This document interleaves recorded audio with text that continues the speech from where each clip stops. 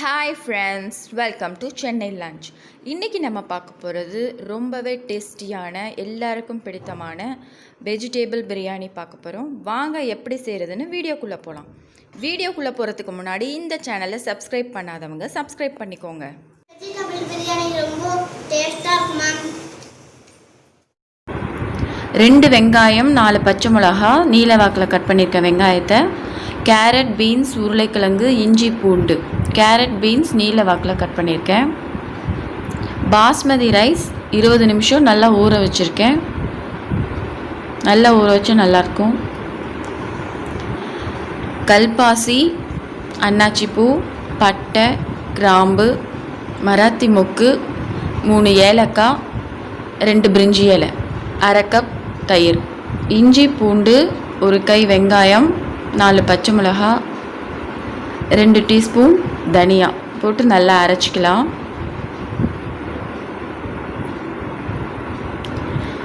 இப்போ தேவையான அளவு எண்ணெய் ஊற்றிக்கலாம்.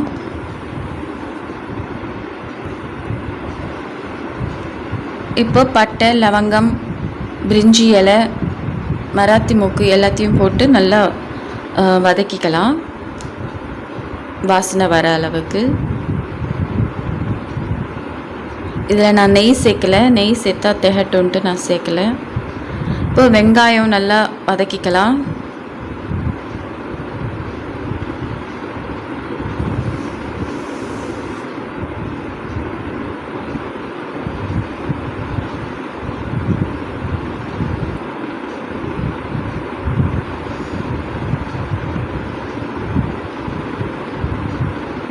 வெங்காயம் நல்லா வதங்கினதுக்கப்புறம் நம்ம அரைச்ச மசாலாவை போட்டுடலாம். அதுவும் பச்சை வாசனை போகிற அளவுக்கு நல்லா வதக்கிக்கோங்க.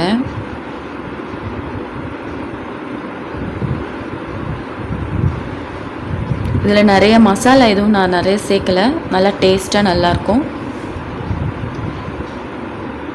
இப்போ காய்கறிகளை சேர்த்துடலாம்.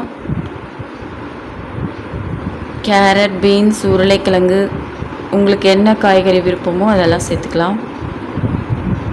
உப்பு கொஞ்சமாக போட்டு நல்லா வதக்கிக்கோங்க. கொஞ்சம் வேகிற அளவுக்கு நல்லா வதங்கினதுக்கப்புறம் மஞ்சத்தூள் 1/4 டீஸ்பூன், கரம் மசாலா 1/2 டீஸ்பூன், மிளகாய்த்தூள் போட்டு நல்லா வதக்கிக்கலாம். காரம் அவ்வளோவா நான் சேர்க்கலை. 1 கைப்பிடி புதினா,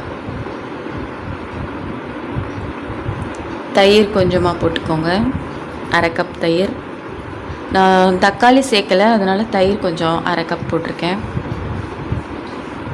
நல்லா வதங்கினதுக்கப்புறம் தண்ணி ஊற்றிக்கலாம். ஒரு ஆழாக்கு எடுத்திருக்கேன், 1க்கு 2 பங்கு தண்ணி ஊற்றிக்கலாம். இப்போ நல்லா கொதி வந்ததுக்கப்புறம் அரிசியை சேர்த்துடுங்க. இப்போ மூடி வச்சு ஒரு 15 நிமிஷம் மீடியம் ஃப்ளேமில் வச்சு வேக வச்சிடலாம்.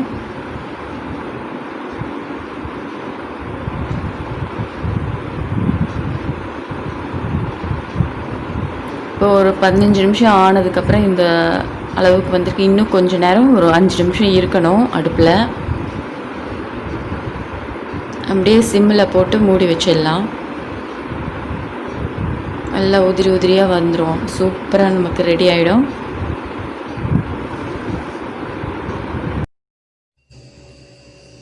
ஓப்பன் பண்ணி பார்க்கலாம். இப்போ சூப்பராக ரெடி ஆகிடுச்சு நம்ம வெஜிடேபிள் பிரியாணி. 20 நிமிஷம் கரெக்டாக ஊற வச்சிங்கன்னா இந்த மாதிரி பொலன்னு இருக்கும். ரொம்ப அதிகமாக ஊற வச்சிட்டிங்கன்னா உடஞ்சி போயிடும். இதே மாதிரி நீங்களும் உங்கள் வீட்டில் ட்ரை பண்ணி பார்த்துட்டு எனக்கு கமெண்ட் சொல்லுங்கள்.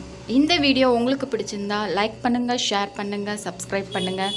தேங்க்யூ ஃபார் வாட்சிங்.